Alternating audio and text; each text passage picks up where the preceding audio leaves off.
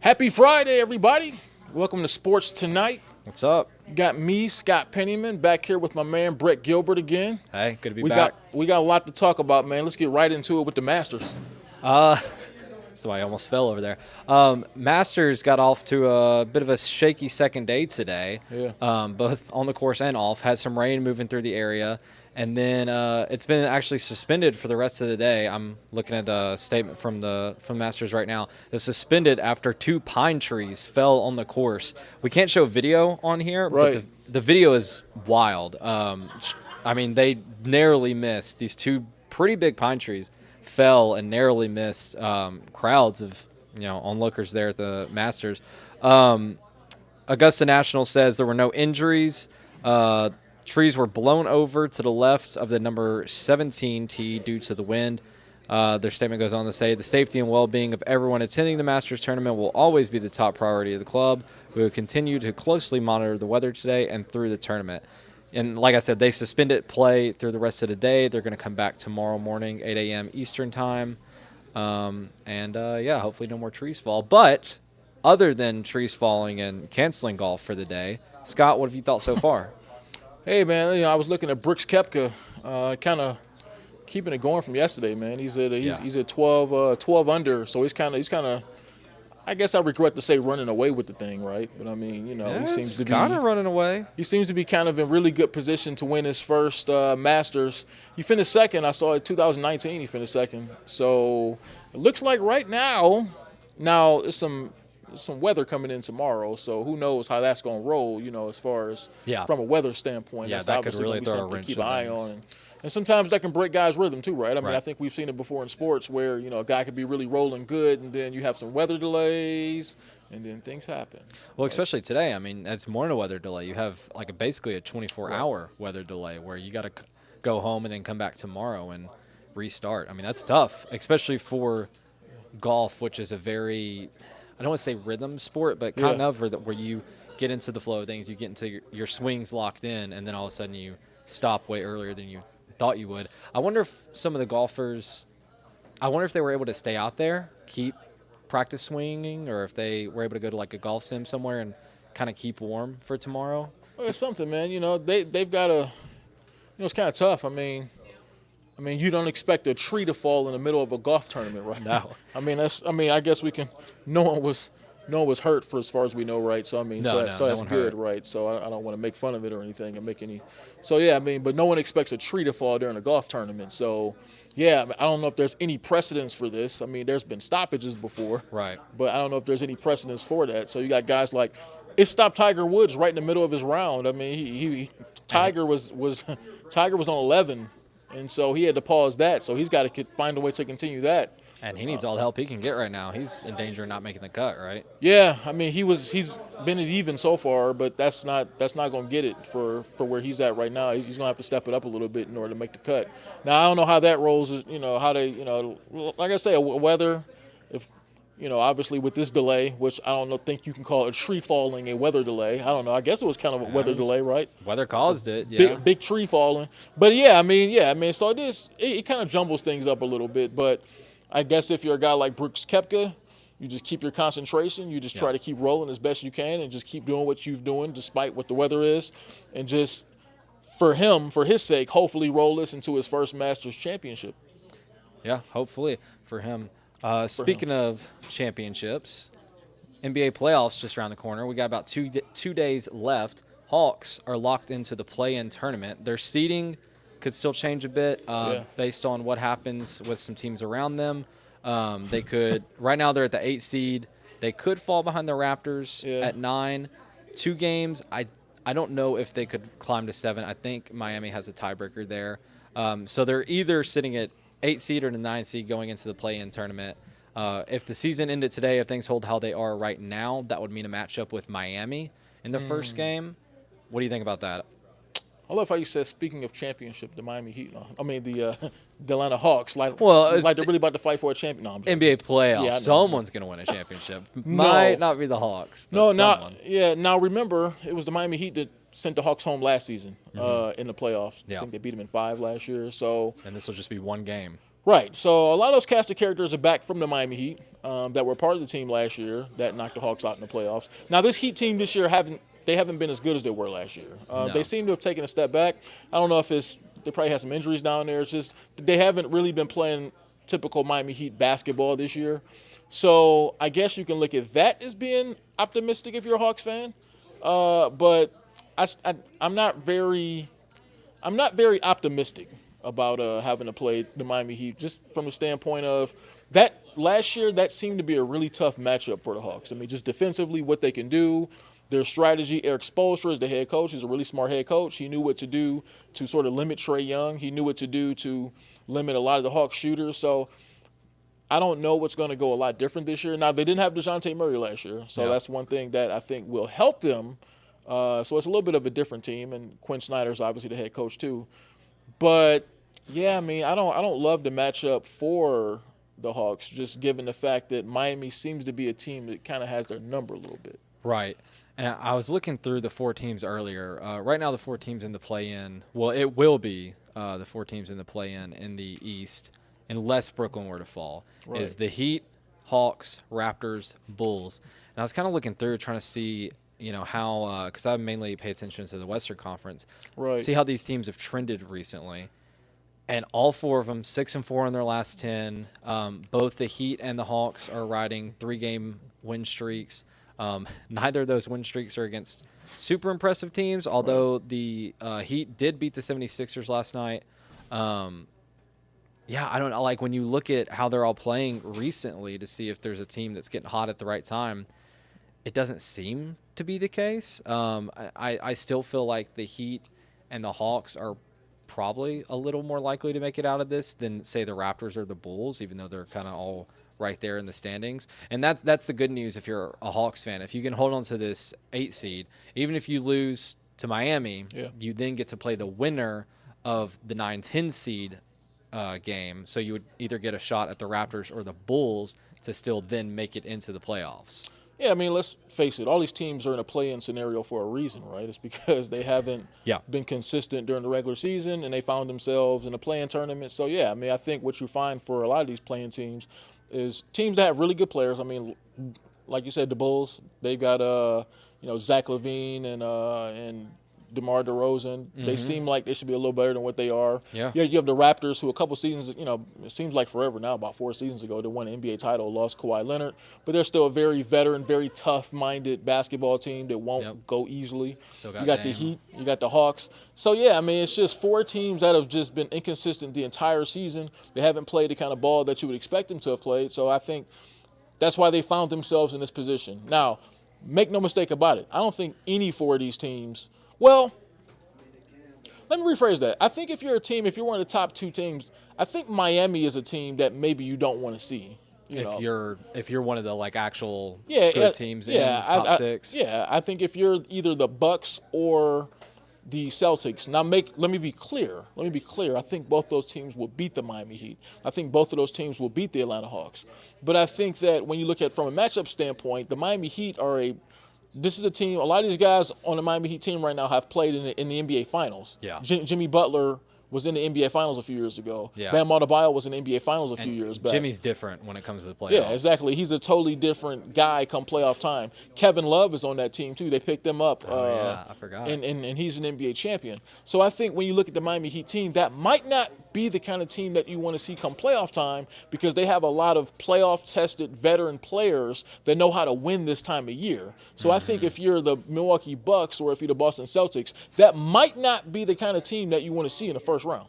Yeah, I agree completely. I'm with you. I don't see any of these 4 teams upsetting one of the top guys in the first round. No. But I mean, if you take a series to 6 games, that in the first round, that has impacts further on into the playoffs. Guys are exhausted by the time you get to the finals, and a 6-game series to start just makes that even worse.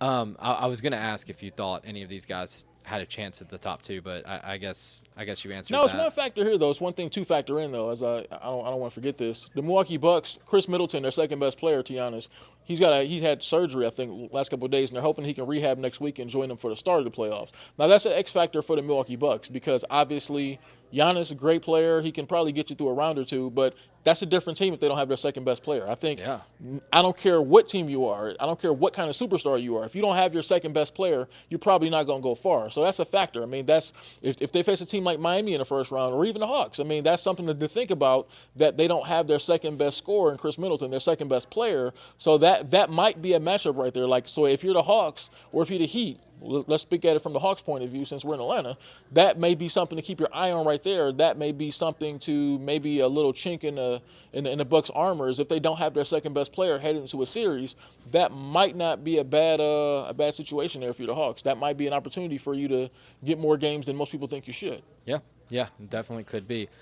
Looking at the tournament as a whole, who you got in the finals? Okay, so obviously we're making these predictions not knowing about any injuries, right? Because obviously injuries will change the landscape. I mean, yeah, especially looking at last year, it seemed like every team had a star go down. I mean, every single team, it felt like, except the Warriors and the Celtics, right, had somebody go down along the way. Right. So let's just say for argument's sake here, let's just say that every team stays relatively healthy, at least from a superstar standpoint. Yeah, I mean, let's say most of the superstars are healthy. I think that's baked into a prediction. From the Eastern Conference, it's kind of funny. The entire season, I was on board with the Boston Celtics. I thought the Celtics were pretty much primed and in position to go to the finals, and they still might be. But the Milwaukee Bucks have been so impressive the last few weeks. If Chris Middleton comes back and he's the Chris Middleton of a couple seasons ago, I have the Milwaukee Bucks coming out the East. I think Giannis is just that dominant of a player. He's, to me, the best player in the world right now. So I think if his pieces around him, if his key pieces around him remain intact, I think that he's such a dominant player that the Milwaukee Bucks are going to be back in the finals. And then from out the Western Conference, the West is so tough, man. I'm going to throw a wild card, all right? Okay. I'm going to say if the Los Angeles Lakers, if they Oh my God. I'm going to go on that flyer, right? If the Los Angeles Lakers, I mean, look, they've proven how tough they are to handle. The Lakers have proven how tough they are to handle when LeBron James is ready, when LeBron James is healthy, and when AD is healthy. That's a hard 1-2 punch to beat. I'm just saying. If it was 4 years ago, I agree with you. Look, I think the Lakers' biggest problem has been injuries, right? I mean, just think about it. 2020, they won the NBA title after but I think that helped them out, though. I think that time off, during the pandemic, I think that helped their bodies heal, and I think they came back stronger that summer to be able to win that championship. I think if you don't have those 4 or 5 months off, I don't know if the Lakers win that championship just because it seems like they kind of fall apart physically. But I think if LeBron James is healthy, remember, the key is Anthony Davis. Yes. For as great as LeBron James is at the age of 38, he's still 38. So I think if Anthony Davis is playing elite basketball the way he's been playing the last few weeks and carries that team and becomes the number one alpha dog leader of what they're doing out there with the Lakers, I mean, I think that they're a team who nobody wants to see in any round in the Western Conference. I agree with you that I'm a Grizzlies fan, and when I'm looking at first-round matchups, I don't love a Lakers matchup. Yeah. But I don't see LeBron and AD staying 100%, maybe through an entire playoff series, definitely through not throughout an entire playoff run. I don't see how those two stay healthy to get another finals. And even when they are healthy, they're a much better team, but I don't know if they could take the Nuggets in a 7-game series. I don't know if they could take the Grizzlies in a 7-game series. I don't know if they could take the Kings or the Suns. Those two, I mean, LeBron James is the greatest basketball player I've ever watched.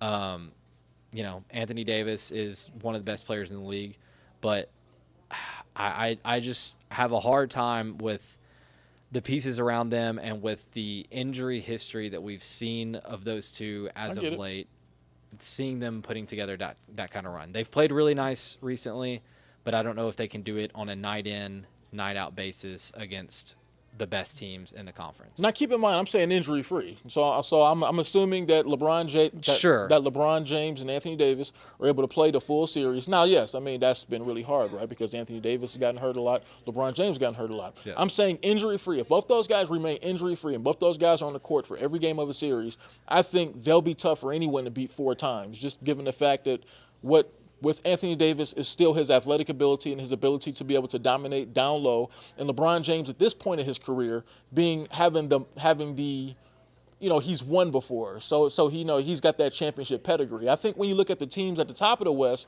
a lot of those teams, it's kind of like young versus old right now, right? Yeah. Because you have a lot of teams at the top of the West, like Denver, Sacramento, Memphis. Those are kind of the young guns coming up, and they've never really done it before, right? I mean, they're kind of new to this winning thing.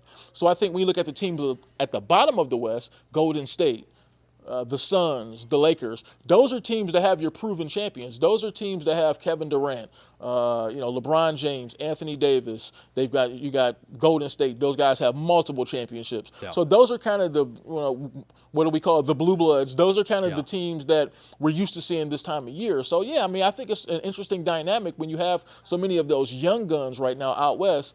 They've got to prove themselves. I think it's kind of like in a playground, right? It's kind of like if you've been playing your big brother for years, and your big brother's been beating you all the time. They've been beating you every year, and even though your big brother might be older now, and let's say if you're Memphis and if you're the Kings and if you're the Nuggets, you've been lifting all these weights, you've been doing push-ups, you've been shadow boxing all day. You think that you can beat your big brother now. You think, okay, this is find the time. I should be able to beat them. I'm getting stronger. I'm getting bigger, everything. You got all those things working, but your big brother still looks at you like, listen, I'm your big brother. I know how to get inside your head and beat you.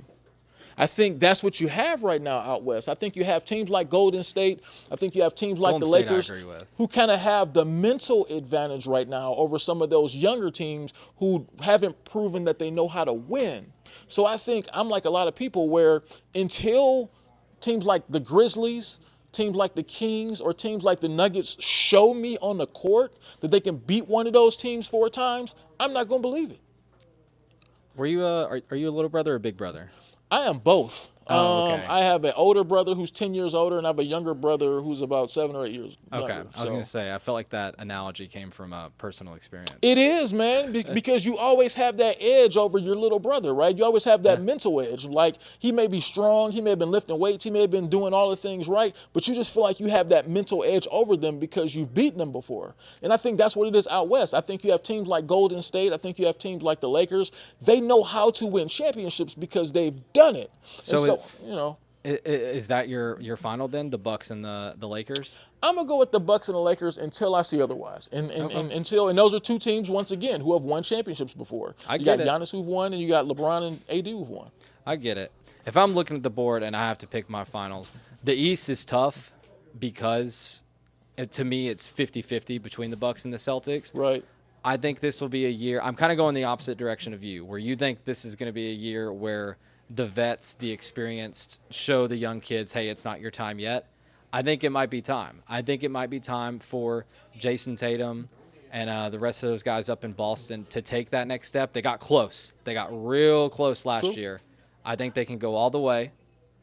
And then I'm biased, obviously, Memphis fan, but they have looked good down the stretch. They're about to get Steven Adams back. Ja's got his stuff sorted out. Jaren Jackson and Desmond Bane are playing at the highest level they have all year. Jaren's probably going to win Defensive Player of the Year. They've both had multiple 30-point games lately. I think they could take on – I like them against Denver, and I like them against anybody behind them in the West. And I think the Grizzlies-Celtics would be a really, really fun, young title game. I like Memphis. I really do. I love Memphis team. I love how they play. I love how they don't take any trash from anybody. I mean, they have a bunch of young guys who come up and they're kind of led by Ja Morant, and that team has really taken on his mentality. And they have a bunch like Dylan Brooks. He's always fighting somebody. That's a different topic. Right. That's the kind of team to where I think they're good against those teams. That's a good matchup because the Grizzlies are the kind of team, they're not going to take any trash from anybody. They're going to show up, they're going to play, and they're not going to be intimidated by anybody.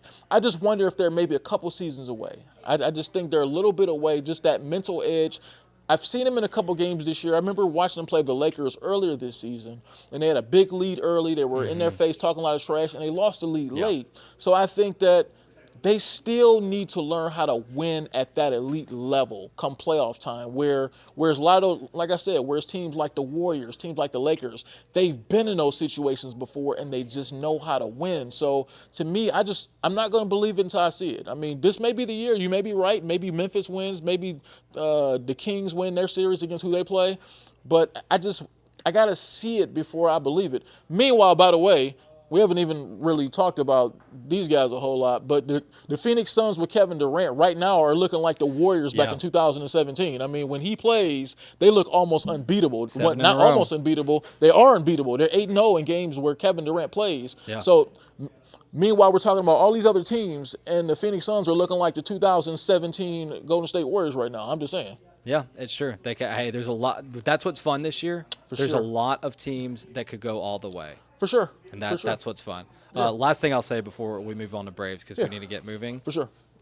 As a Grizzlies fan, I want to see anyone except Golden State in a series because of what you talk about. I don't care if they come in as the 10th seed in the play-in game, barely make it. I want no part of Steph Curry in the playoffs. No part. I feel you, man. I'm kind of getting a little bit tired of Klay Thompson flashing those 4 rings, too. Oh, my God. It's always against my team. You think you are. Every time they're losing, he's like 4 rings. Yeah. Moving on. Hey, speaking of rings, Braves last night got a huge win in their home opener against San Diego Padres. Probably, I think, the most exciting game in all of baseball this season so far. Earlier in the season, they went down, or is tied 4-4 going into the 8th inning. Padres took a lead, went up 6-4. 2 outs in the 8th. I think we're all thinking, okay, but this thing's going to go to the 9th. It was over. Yeah, I mean, I thought so too. I was producing a newscast and already writing up as a Braves loss. Yep. And then the Braves tie it 6-6, go in the top of the 9th, hold them scoreless, and then bottom 9, Arcia, the Braves' new shortstop, the guy that coming into spring training, everyone kind of thought was probably number 3 in that race and got a surprise nod to be the opening day starter and has showed out since then, hits a walk-off double to send the Padres home. Yeah.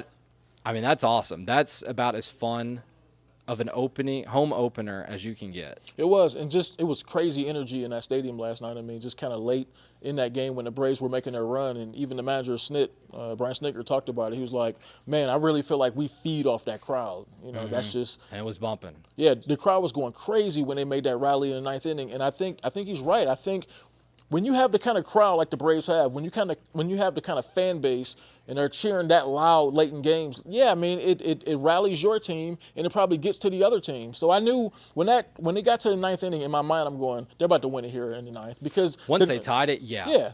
The ball of momentum was just going too strong and they had scored those 2 runs in the inning before, and I just kind of knew at that point, I bet they finished this off in the 9th inning. It's funny when you look at I have the box score pulled up now on ESPN, and you know how they have the win probability graph? Yeah. It looks like a roller coaster. It starts out in Atlanta's favor, swings back, then swings back down, goes all the way up to, what is this, about 90-something% probably for the Padres? Yeah. 84% win chance for the Padres, and then comes crashing back down in Atlanta's favor.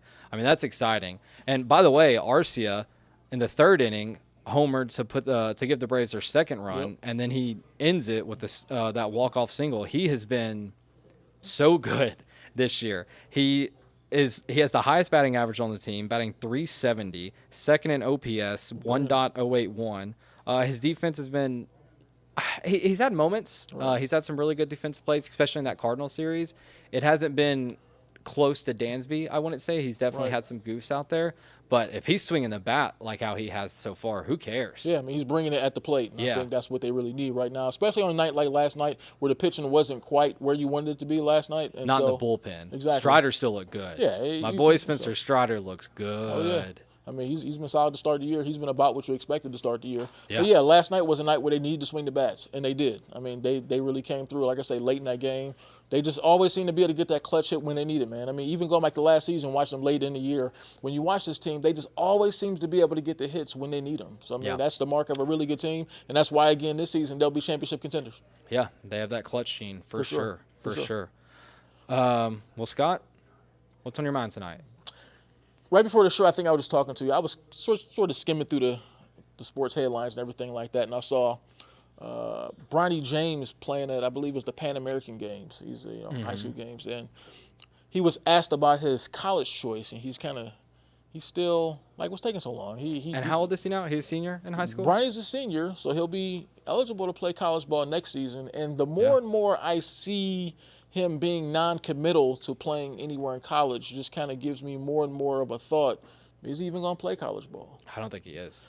I wonder if he's going to join one of those, G League Ignite teams, or maybe just look.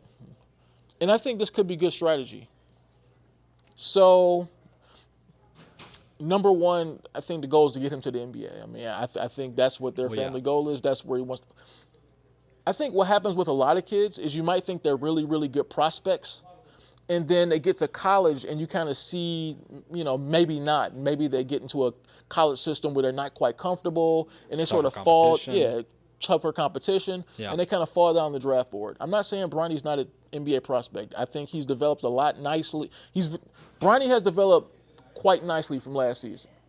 But I just think that maybe the thought process is you don't want to get him into the wrong college system where maybe he doesn't flourish and it hurts his ability to be drafted next year. So I just think the school of thought is going to be either maybe play him somewhere in the G League Ignite, or maybe with a team like that, or maybe just hold him back. Maybe not play college basketball at all. And there's been some kids that really just sit that year out and really just work on their game and just get drafted. Because right now, I think the hype is so strong for Bronny right now that he could probably not play college basketball next year and probably still be drafted in the top 25, probably still be a first-round pick based on who he is, what his last name is. And I'm not saying that he can't play ball, because he has developed himself into being a borderline NBA prospect. So I think he can play. He can definitely play basketball, but I think if you don't want to get him exposed at the college level, it might be a good idea for him to just sit out this year, get himself ready just physically and mentally for the draft, and then enter the draft next year, basically based on his high school, kind of what he did there. Yeah, and I agree with you. I think that's kind of what's going to happen. I do wonder if that's what's best for his long-term playing career. I'm still of the mindset that going to college and playing against that tough competition sharpens your skills more than getting thrown into the NBA. I worry about even a guy who is LeBron James' son drowning a bit, just being thrown into the NBA without really playing against elite competition. But let's not overlook the elephant in the room. He will get drafted even if he sits out a year. He will. Because if you draft Bronny James, you're getting LeBron James in free agency. Absolutely. Guaranteed. You're going to sell out every game for at least the next season. Right. And that's worth something. That's worth a lot more than something. That's worth a lot. Right.